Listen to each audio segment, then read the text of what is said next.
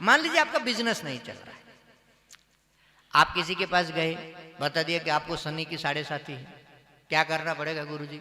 कहा कि शनि देव की इतने दिन आराधना करो, और आपने शास्त्र के अनुसार शनि देव की आराधना शुरू किया।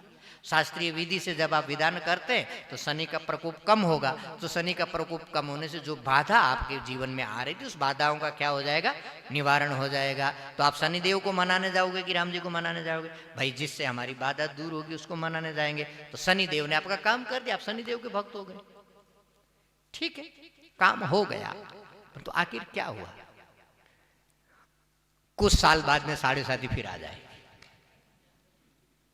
शनि भगवान फिर आ जाएंगे, फिर मनाते जाओ। अच्छा, शनि उतरेगा तो शुक्र बिगड़ जाएगा, तो शनि को मनाते मनाते मुक्ति मिली नहीं, फिर जाकर के शुक्र को मनाओ।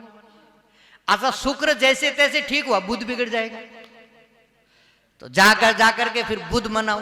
तो इस जिंदगी भर जो है मनाते रहो मनाते रहो मनाते रहो, और मनाते मनाते एक दिन मर जाओ और फिर जन्म लेकर के फिर मनाते रहो। इस मनाने का और मरने का काम कभी पूरा होने वाला नहीं है।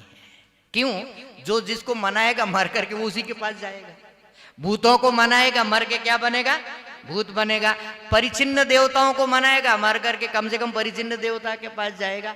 मद भक्ता यान्ति माम अपि, किंतु जो एकमात्र परमात्मा को, जो इस पूरे ब्रह्मांड का मालिक है, उसकी यदि आराधना करता है तो वो किसको प्राप्त करेगा? उसी परमात्मा को प्राप्त करेगा। और उस परमात्मा को प्राप्त करने के बाद पुनः उसको जन्म मरण के चक्र में नहीं आना पड़ेगा। ये देवता की आराधना में और भगवान की भक्ति में अंतर है, इतना याद रखना। फल तो आपको दोनों से मिलेगा, देवताओं की आराधना से भी आपको तत्त फल मिल जाएगा, परंतु आपका फल कैसा होगा?